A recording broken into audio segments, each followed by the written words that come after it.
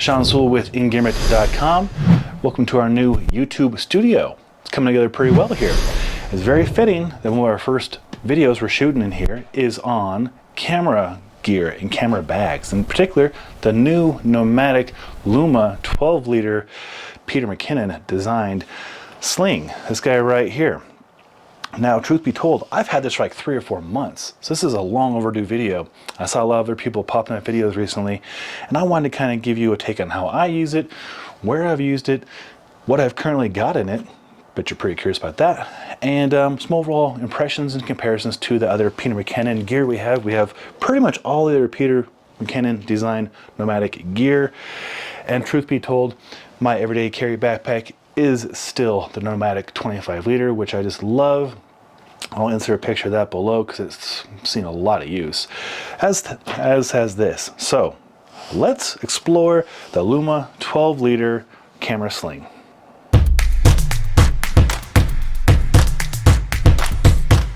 We'll start things off with sizing, of course.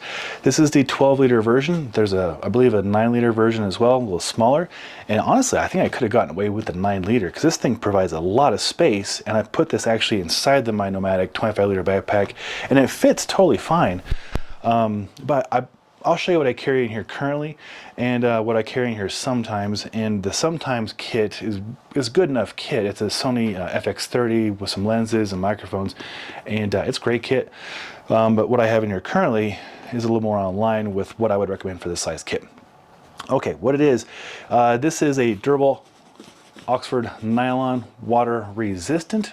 To give you a quick comparison to the Peter McKinnon backpack, as you can see here, that is going to be a way more burly, waterproofed. And then also, while I got you here, the zippers. You'll see the zippers on this guy are robust, and this guy is robust too. It's just a little different target audience. That Peter McKinnon backpack is going to be a lot more expensive. It's designed for professionals in the elements, and that thing is like 3 or 4 years old. I've used it all across the States, America, in all kinds of weather. But back to this one, the reason you came here. It's attractive, it's available in 4 colors. This is the mint color. You get double zipper, always gotta have double zipper, so there's a double zipper right there. And like I mentioned, they're burly, but they're not the waterproof zippers like you saw on the other one. However, they have a feature that the other backpack does not. They're magnetic. You hear that? I'm kind of pushing the size right here, you'll see in a second, but yeah, magnetic. So even if you don't zip it up, the magnets will make a nice connection. While I have you here, I can show you this pocket right here. It's an itty bitty zipper pull. I make that a little bit bigger pull, especially for those of us who work in mountain environments in the winter time when our hands are cold. But in there is enough space to keep wireless microphones. I got the Rhodes with the dead cats on them, and a couple of batteries over here, although currently I don't have any batteries. Oh, got a little Insta 360 microphone adapter. It's a good place for those kinds of odds and ends right there. And then you may have seen right here in the lid, there's a zipper pull. Again, it's kind of tiny for this case, but in here, a nice place to put batteries or extra lens covers. My little APS-C lens cover right there. In here currently, how I have it built, you can see I got the Sony, I believe this is the A7RV with a 28-200 lens, and it fits in there really, really well. This is kind of like my daily driver, and usually I have the 17-28, but for the purpose of this video, I wanted to show how well it fit in here. And it comes with adjustable dividers. Of course, you can maneuver those however you see fit. So this is why that lid was almost not closed, because it takes up a big portion of the bag. Let me move him out of the way, and I'll go back to showing you the magnetic and how well it works. So I wouldn't recommend doing that in the field, but just to know you have that secondary level of security with the magnets. And in here, I just almost hooked a couple $1,000s worth of gear. I'll show you. So I have a panel right here, and I got my Sony Prime right here. So between the Prime and the 28-200, I cover a lot of territory. Wireless mic, of course, additional. Always have 2 sets of microphones because you never know when one's going to crap out on you. And batteries and battery charger. But you can see it's a very cavernous build, and you can easily overstuff things in here, which I am definitely guilty of doing. But what camera I often will carry in here is a little FX30 right here, you know, with a little 11 to, what is this? Just the 1.8 11, because you can zoom in with this guy.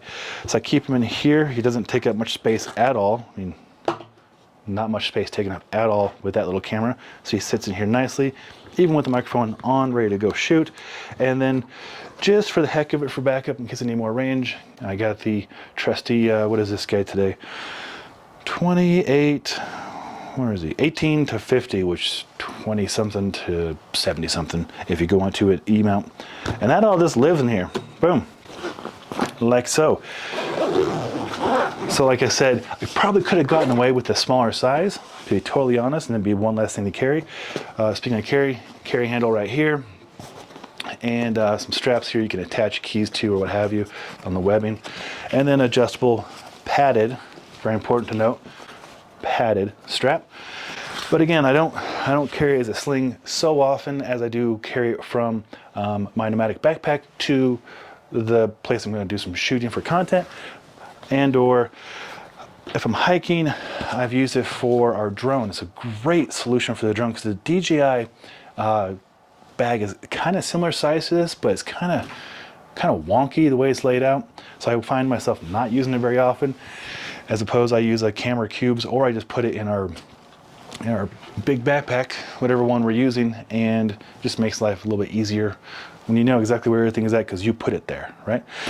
Like I mentioned, these are going to be a little bit more budget friendly. I believe about 130 to 140 for this guy right here. Available in other colors than black. Thank goodness, because it's nice to have some color. And yeah, what else can I tell you about it? It's just an attractive, nice, versatile sling that can be used for camera equipment, obviously, or drones, or, you know, if you're traveling and you take the camera gear out and you got to take the kids out, you could pack your lunch in here, dog toys, the sky's the limit. It's a sling. It's somewhat hard-sided, so it'll retain its shape. It's not going to be droopy, and it looks good. There it is. I'll put a link below if you want to pick one up. Of course, that will probably be an affiliate link, and that will help generate revenue for our channel if you do click on it. For full disclosure, that's not why I did the review. I did the review because I was very curious how it would carry my gear, and now you know, it carries it very well. If you found this helpful, a thumbs up is always appreciated. If you want to see more content from more camera gear, specifically Nomatic, we have more coming up. Consider subscribing to our Engearment YouTube channel. If you have experience with the sling, the 11 or the 9, feel free to share. Love learning from everybody out there how you use it, where you use it, and what you like about it, and what you would do better about it. So we're all here to learn and have fun. I'm Sean Sewell, the owner and Dr. Stoke for Engearment.com. Until next time, take care.